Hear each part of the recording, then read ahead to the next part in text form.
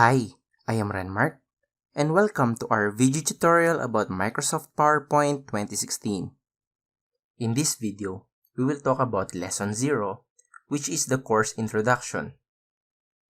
About this tutorial. Before we formally start with our lesson proper, let me give you a simple walkthrough kung ano yung mga magiging expectations ninyo during the span of these tutorials. This tutorial is all about Microsoft PowerPoint 2016.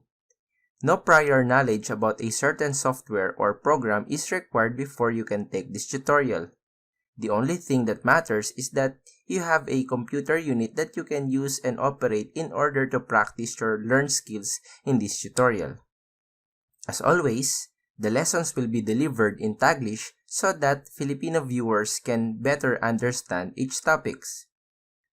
The version of Microsoft PowerPoint I chose is 2016 because this version is in between the latest, which is 2019, and some older versions like 2013 and sometimes even 2010 still exist and being used, especially here in the Philippines.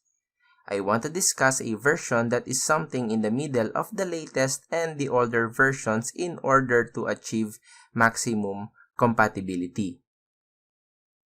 If in our discussion, a certain feature is missing, then most probably the version you are using do not support the feature yet. Don't worry, most of those new features are just petty improvements added by Microsoft, and honestly, you can live with that. There is always a workaround to do things, especially in Microsoft PowerPoint. This tutorial is designed for beginners, but the target topics will be up to the intermediate level.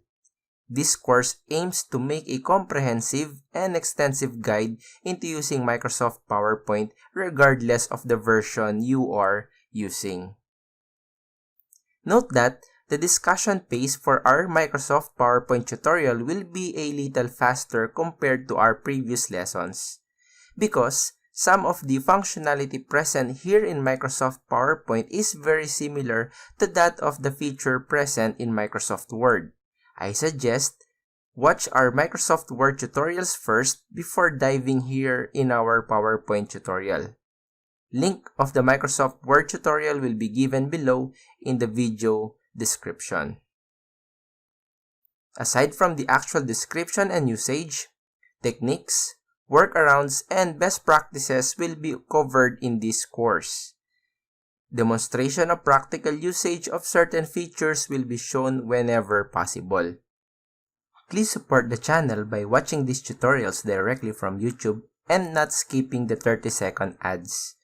All of our lessons in this YouTube channel are free and hopefully masuklian po ninyo ng kahit 30 seconds lang ng inyong oras.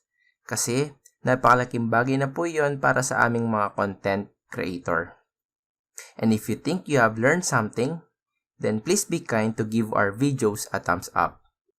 Subscribe to my channel and hit that notification bell if you want to get notified whenever I publish a new lesson. The next video is the start of our lesson proper, which is Lesson 1, Microsoft PowerPoint Overview. Again, thank you very much, and I'll see you in our next video.